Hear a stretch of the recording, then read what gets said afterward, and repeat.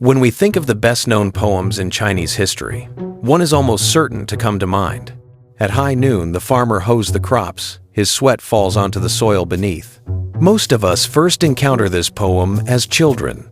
We are taught that food is hard-earned and that every grain of rice should be valued. But if we travel back more than 1,200 years and look closely at the world in which the poem was written, we discover that Li Shen may have been saying much more than simply, "Do not waste food." He was confronting a far more troubling question.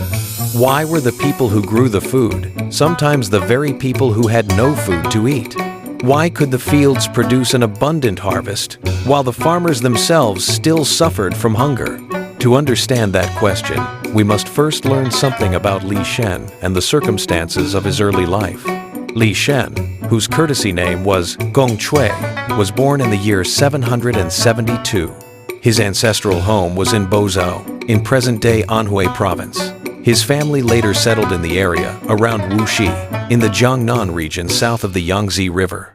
Li Shen did not come from an ordinary farming family, with no social background. His great-grandfather Li Jingshuan had once served as a chancellor, while his father Li Wu had served as the magistrate of several counties, including Jintan, Wucheng, and Jinling. Yet by Li Shen's generation, the family could no longer simply be described as wealthy and powerful. Li Shen's father died when the boy was only 6 years old. The old book of Tang summarizes this period of his life in a brief sentence. Li Shen lost his father at 6, and his mother, Lady Lu, taught him the Confucian classics. In other words, after his father's death, Li Shen was raised and educated mainly by his mother. Later historical anecdotes also suggest that he lived rather modestly as a young man and spent time studying at temples in the Huishan area near Wuxi. These experiences help us understand the young poet's position in society. Although he came from a family with an established lineage, he did not grow up enjoying the effortless comfort of a powerful aristocrat. He experienced the loss of his father and spent many years studying, preparing for the imperial examinations, and searching for an opportunity to enter public service. Li Shen is generally believed to have written the two poems, now known as Compassion for the Farmers, around the year 799. At that time, he was approximately 27 years old by modern age reckoning. He was not yet the senior official who would later rise to the position of chancellor, nor had he passed the highest level of the imperial examination. He was still a young scholar, hoping to gain recognition through his writing and eventually begin a political career. It was not until 806, roughly 7 years after these poems were written, that Li Shen passed the imperial examination. He then received an official appointment as an assistant instructor at the Imperial Academy. So when he wrote Compassion for the Farmers, Li Shen stood at the very beginning of his public life. He was observing the society around him, while also considering what responsibilities an educated man should assume and what he might one day do for the country. The Tang dynasty of Li Shen's time was no longer the prosperous and self-confident empire that we often associate with the High Tang period. Although the Anlushan rebellion had ended before Li Shen was born, the damage caused by years of warfare had not disappeared. The rebellion had devastated the population, agriculture, and state finances. It had also weakened the central government's control over the provinces. Many regions were increasingly dominated by powerful military governors. At the same time, the imperial court needed money and grain to support large armies and maintain the machinery of government. The equal field system, which had supported the Tang dynasty's earlier land and taxation policies, was also breaking down. Land was becoming concentrated in the hands of officials, wealthy families, and major landowners. Some farmers lost their land and were forced to flee their homes. Others became tenants or dependents of powerful landowners. In 780, during the reign of Emperor Daizong, the government introduced the two-tax law. Under this system, taxes were generally collected twice a year, in summer and autumn. The reform was originally intended to simplify a disorderly tax system and relieve the government's financial crisis. In practice, however, ordinary farmers could still face additional levies, manipulated valuations, and various forms of local exaction on top of their regular taxes. For an ordinary farming family, therefore, a successful harvest did not necessarily bring security.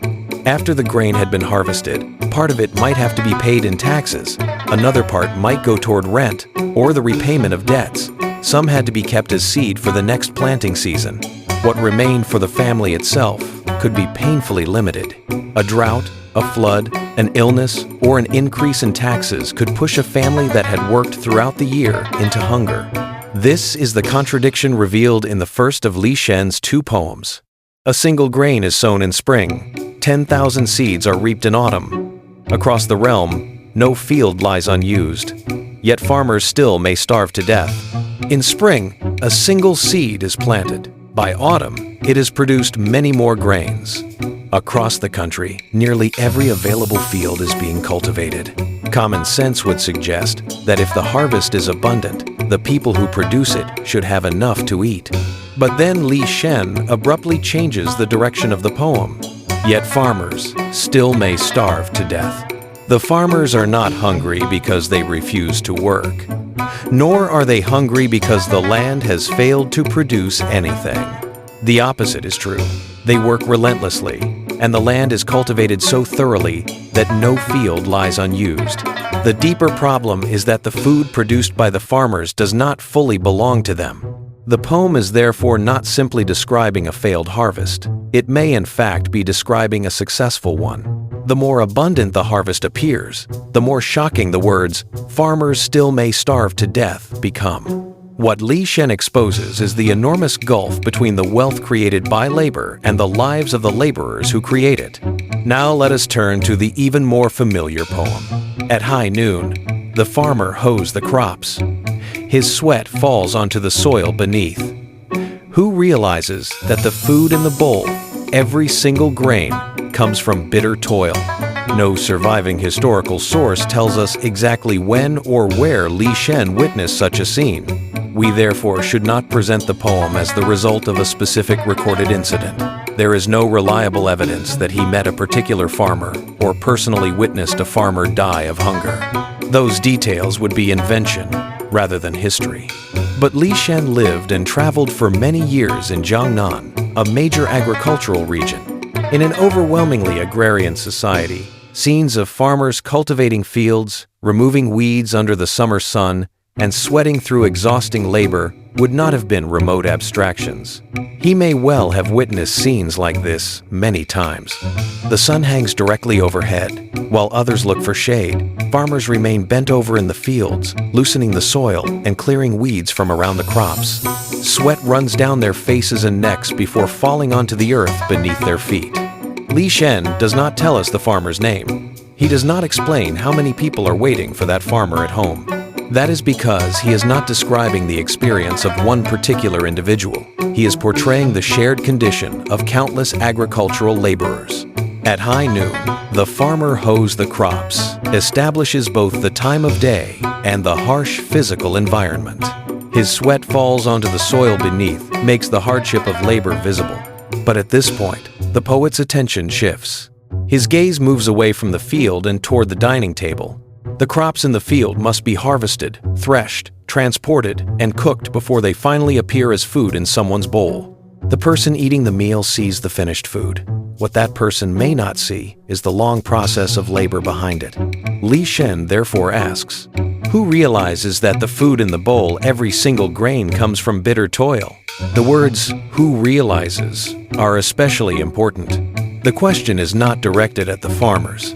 They already know perfectly well how difficult the work is. It is directed at the people holding the bowls, the people removed from agricultural labor, and perhaps even those who possess wealth and political power. Do you understand how every grain you eat was produced? For this reason, the final line is both an appeal to respect labor and a form of social criticism. It is not wrong to understand the poem as a lesson against wasting food. But that interpretation is incomplete. At a deeper level, the poem tells us not to see only the food, but also the people who produce it, not merely to enjoy the fruits of labor, but to understand the lives of the laborers behind them. Why then did Li Shen turn these observations into poetry? In the Tang Dynasty, poetry was not limited to the expression of private emotion. It could also comment on contemporary society, and criticize political conditions through indirect admonition. In the complete Tang poems, the two poems are titled Two Poems in the Ancient Style. Later generations came to know them more commonly as Two Poems of Compassion for the Farmers. The Chinese word min means to pity, sympathize with, or feel compassion for someone suffering. The title Min-nong therefore means compassion for the farmers. According to the Tang Dynasty collection of anecdotes known as Yunxi Yuyi, as well as the later chronicles of Tang poetry, Li Shen once presented these poems to Lu Wen, an established writer and official. This was part of a practice known as xingwan, or the presentation of one's writings to influential figures. Before or during the imperial examination process, Tang scholars often presented their work to respected officials and literary figures in the hope of gaining recognition or a recommendation. After reading Li Shen's poems, Lu Wen reportedly predicted that the young writer would one day become a high-ranking official, perhaps even a chancellor. Li Shen eventually did become a chancellor. This story suggests that compassion for the farmers was both an expression of Li Shen's concern for rural suffering and a demonstration of his political awareness as an aspiring official. That does not necessarily make the sympathy expressed in the poems insincere. For educated men of the Tang Dynasty, concern for ordinary people and criticism of social problems were understood as part of their political responsibility. Li Shen was not merely trying to display his skill with words. He wanted his readers to see that by looking closely at a bowl of grain, he could recognize a much larger problem involving the state, society, and the lives of its people. Li Shen later wrote 20 poems, known as New Music Bureau titles. Most of them have since been lost, but they influenced poets such as Yuan Zhen and Bai Juyi and helped prepare the way for the new Yue-fu movement of the Middle Tang period. The purpose of this kind of poetry was to use clear and accessible language to address contemporary social issues. Poetry did not have to concern itself only with flowers, moonlight, romance, or private sorrow. It could also speak for real people living through the problems of the poet's own time. From this perspective, compassion for the farmers contains the essential spirit of that poetic movement in only 20 Chinese characters. First, it asks us to notice a drop of sweat. Then it asks us to notice a grain of rice. From that single grain, it leads us toward an entire year of agricultural labor. The other poem pushes the question even further. If farmers work so hard, and if almost every field in the country is being cultivated, why do the people who grow the food still go hungry?